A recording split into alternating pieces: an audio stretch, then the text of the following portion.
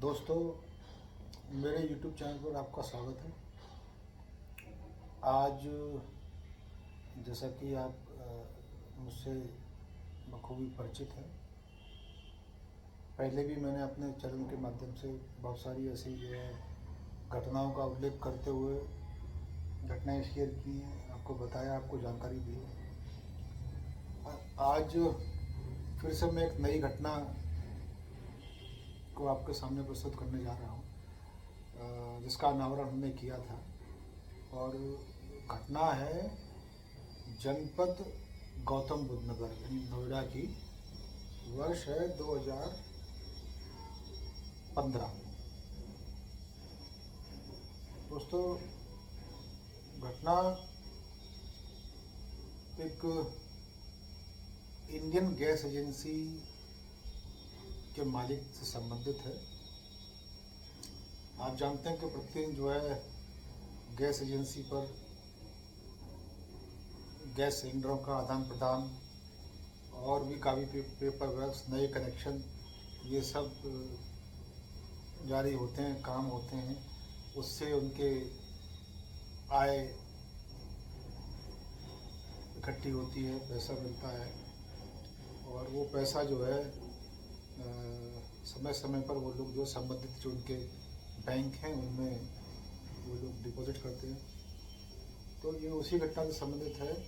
2015 में नोएडा अल्फ़ा 1 में एक इंडियन गैस एजेंसी थी।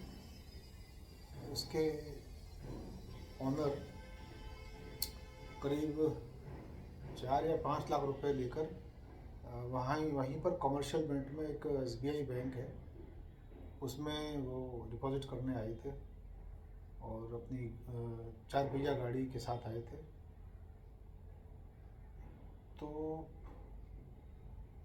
उन लोगों ने, जो इंडियन गैस के जो ओनर थे, मालिक थे, जो पैसा लेके आए थे, जो उनके साथ एक और व्यक्ति आया था, उन लोगों ने अंदर बैंक में एंट्री करके अपने पैसे को गिना, निकाला और उसके बाद जो है काउंटर पे जाकर उन्होंने वो पैसा जमा कर दिया।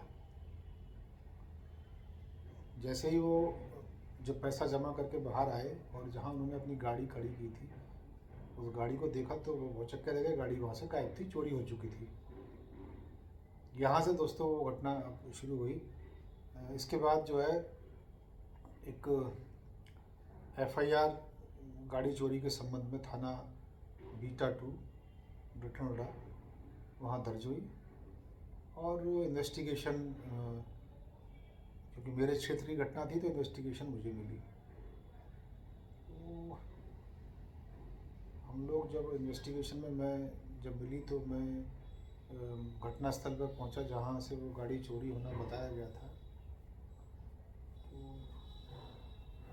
उसके बाद उनको, ओनर को लेके हम लोग बैंक में गए और सबसे बड़ा सवाल ये था कि उसमें इन्वेस्टिगेशन हुआ कि भाई उस गाड़ी की चाबी उनके पास कैसे पहुंची, चाबी से वो खोल के ले गए या उनके पास अपनी कोई मास्टर की थी, ये भी एक बड़ा सवाल था। तो हमने इन्वेस्टिगेशन के दौरान उनके ओनर से पूछा कि भाई गाड़ी की चाबी कहाँ है, तो वो बता नहीं पा रहे थे कि गाड़ी की चाबी सर पता नहीं कहाँ है, गाड़ी की चाबी भी नहीं मिल रही है। तो हमें लगा कि शायद हो सकता है ये चाबी कहीं जो है मिस हो गई और उनको मिल गई और वो गाड़ी चुरा के ले गए। सवाल ये था कि चाबी कैसे प्राप्त हुई उनको, कोई उनका कर्मचारी इन्वॉल्व था इस चीज़ में या कुछ, और तमाम चीज़ों का जो है वो दिमाग में आ रहा था कि कैसे चाबी कैसे प्राप्त हो गई चोरों को। फिर हमने CCTV फुटेज बैंक का लिया। उस बैंक के CCTV फुटेज में सारी घटना आ रही थी और घटना ये थी दोस्तों कि वो 2 अज्ञात व्यक्ति थे जो बैंक में आए थे अपने पासबुक को अपडेट कराने के लिए।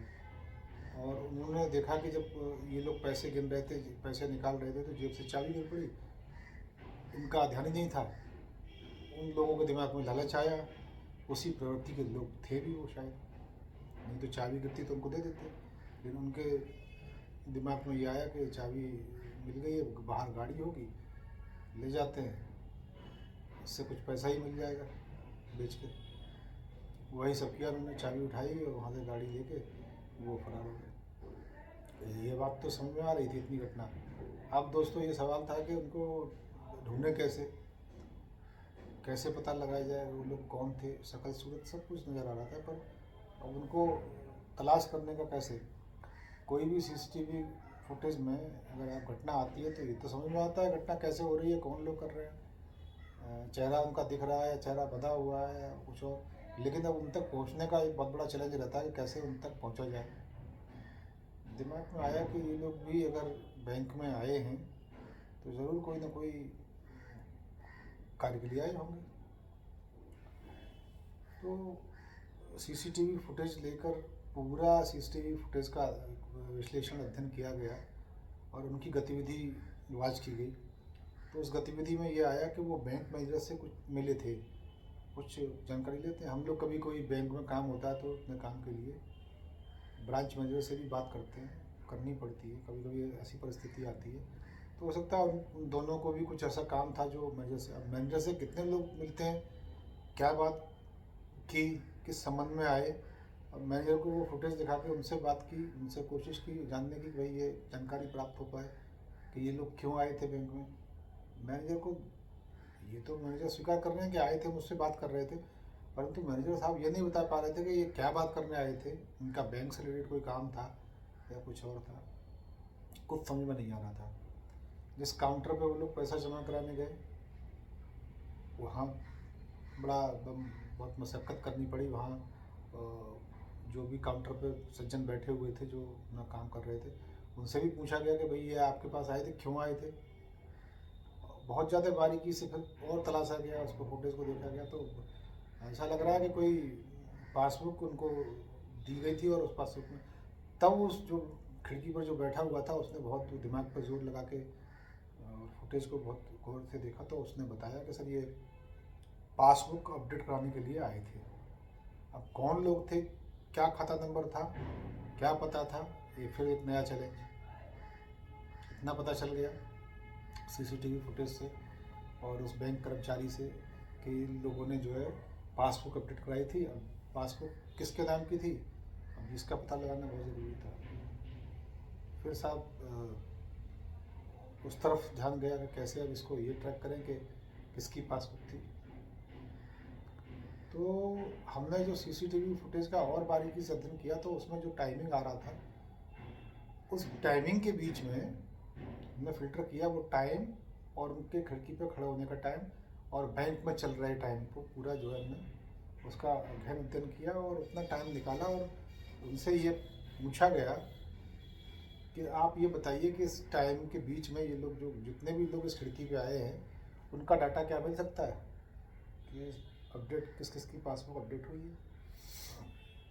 उन्होंने कहा बिल्कुल सर मिल जाएगा, लेकिन वो हमारे यहाँ से नहीं मिलेगा और वो सारा जो हमारा हेड ऑफिस बॉम्बे में है, बॉम्बे से हमको मंगाना पड़ेगा। हमने कहा ठीक है आप बॉम्बे से मंगाइए। तो उसके लिए हमने एक लिखित एप्लीकेशन दिया।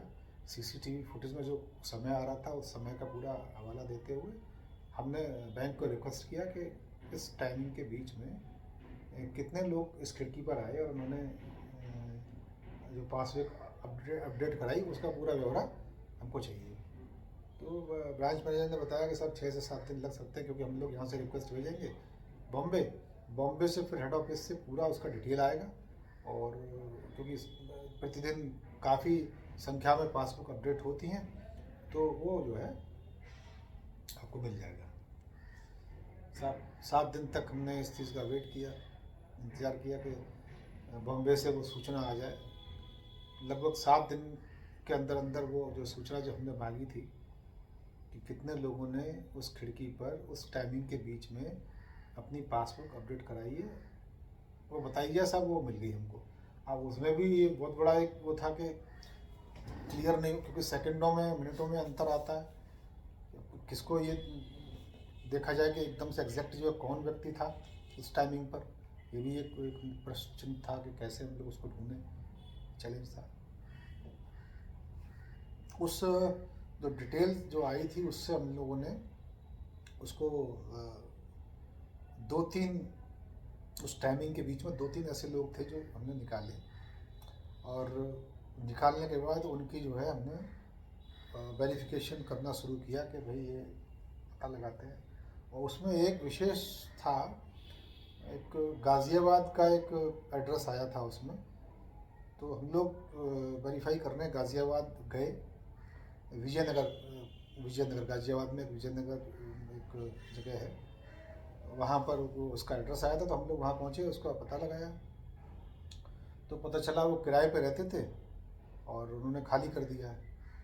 अब फिर से नया चैलेंज है, अब जो खाली कर दिया वो कहाँ चले गए उसके बारे में कोई नहीं पता लगा पा रहा था, बता ही नहीं पा रहा था।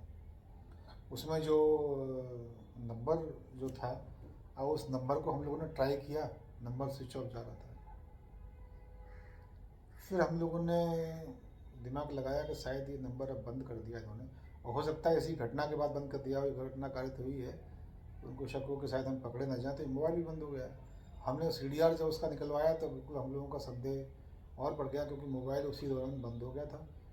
और CDR में जितनी भी बी पार्टियाँ थीं, मेन तो ये था कि एग्जैक्ट पता चले कौन थे कौन नहीं थे, वो कहाँ रहते हैं, ये हमारा इस पर फोकस था। तो हमने जो है वो सारा जो है उसकी बी पार्टी को निकाला, और बी पार्टियों में जो मोस्ट उससे जो बहुत ज़्यादा बात कर रहे थे उनको टारगेट किया, उनका फ़िल्टर किया, वो नंबर निकाले और उनसे संपर्क स्थापित करने की कोशिश की। कुछ लोगों से संपर्क हुआ और उनके बारे में कुछ जानकारी हमको प्राप्त हुई कि वो अब ग्रेटर नोएडा में सुपरटेक एक जगह है, वहाँ बनी हुई है कॉलोनी, उसमें वो कहीं रहते हैं। एग्जैक्ट हमको नहीं पता चल पाया था, लेकिन वो यही, लेकिन उन लोगों से उनका एक दूसरा नंबर हमको प्राप्त हो गया था। तो वो नंबर लेके फिर हम लोगों ने उसका CDR निकाला, उसका लोकेशन लिया। अब सब लोकेशन लेने के बाद एग्जैक्ट हमको पता तो नहीं मिल पाया था, उनको लोकेशन ही मिल पा रहा था उनके CDR से, कि लोकेशन एकदम से एग्जैक्ट नहीं हो पाता है। कभी कभी 50-100 मीटर के दायरे में हम लोग वहाँ पहुँच पाते हैं, और वहाँ फिर हमको अपने दिमाग से काम लेना पड़ता है, देखना पड़ता है कहाँ हो सकता है, आसपास पूछताछ करनी पड़ती है। तो ये हमने काम शुरू किया वहाँ पर सुपरटेक में, जो हमारा जो लोकेशन आया था वो हमने शुरू किया उसका। तो साहब हम जो है बहुत नज़दीक वहाँ पहुँच गए, लोगों से पूछा तो उन्होंने बताया कि हाँ देखा तो है इन लोगों को, परंतु हम अभी बता नहीं पाएंगे कि कहाँ ये रहते हैं एग्जैक्ट जो है। फिर आगे बढ़े, किसी ने बताया कि उस गली से उधर जाके पता करिए, किसी ने बताया वहाँ से वहाँ जाके पता करिए, तो सब हम जो है पता करने लगे। पता करते करते बार बार हम लोग जो है उसी लोकेशन पर उनका आना जाना बराबर, हम लोग 5-7 दिन देखते रहे और रेगुलर उसी लोकेशन पर वो रह रहे थे। अब एग्जैक्ट पता ही नहीं चल पा रहा था हमका कि कैसे। फिर हम लोगों ने दिमाग लगाया कि क्यों ना जो है एक चांस लिया जाए और उसी नंबर पे बात की जाए, और कुछ मार्केटिंग का एक एजेंट बन के बात करते हैं। तो मेरे दिमाग में प्लान आया, तो मैंने जो है एक एयरटेल जो है उसका,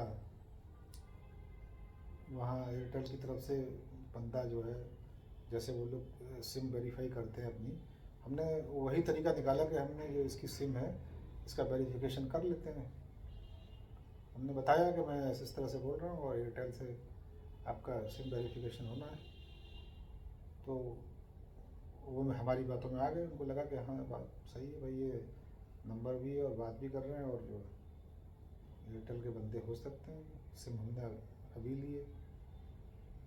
तो उन्होंने कहा ठीक है, आप जो है वहाँ पर एक ग्रेटर नोएडा में कासना गांव पड़ता है, कासना थाना भी है। तो उन्होंने एक कासना गांव में एक एड्रेस बताया, उसने कहा आप यहाँ पे आ जाइए और यहाँ जो है आप इसका वेरिफिकेशन कर लीजिए कि हम अभी यहाँ पर हैं। बहुत अच्छा, हमको जो है जो चाहिए था वो मिल गया था। अब हमें ये था कि जिनकी तलाश में थे हम लोगों को उनको पकड़ना था। तो हमने एक बिल्कुल तय रणनीति के तहत एक टीम तैयार की और टीम को लगा दिया था बिल्कुल उस घर के आसपास, आगे पीछे, सामने। और हम प्राइवेट में थे, कुछ लोग हमने वर्दी में रखे और हम, क्योंकि मैं ही बात कर रहा था तो मैंने उनसे बात करते हुए उनको बाहर बुला लिया। वो किसी अपने रिलेटिव के घर पे आए हुए थे कासना में, तो हमने बताया भाई इस तरह से है। और मौके पे हमने फिर जैसे जब दोनों थे वो लोग, जो लोग हमें स्टेट बैंक ऑफ इंडिया जो अल्फ़ा 1 कमर्शियल बेल्ट में जो हमने सीसीटीवी जो मिला था उसमें वो दोनों थे, वही दोनों वहाँ पर थे सेम। तो जब दोनों बाहर निकले आए मैंने वो पकड़ लिया।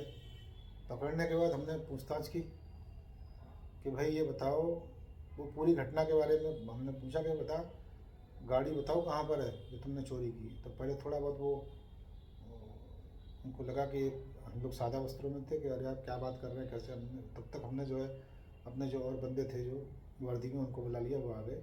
उनके पास सेंट्रो कार, ग्रे कलर की कार थी, कार में बैठाला और हम लोग बीटा 2 थाने पर उनको लेके गए। इंट्रोगेशन किया, उस चोरी की घटना पूरा फुटेज दिखाते हुए बताया कि तुम लोगों को पकड़ लिया गया है, ये चाबी तुम उठा रहे हो, सारी चीज़ देख लो, अब बता दो कि वो गाड़ी कहाँ तुमने बेची है, और नहीं तो फिर जो है और तरीके हमारे पास भी हैं तो उससे पूछेंगे भाई। ये सब बात बताते हुए इंट्रोगेशन किया।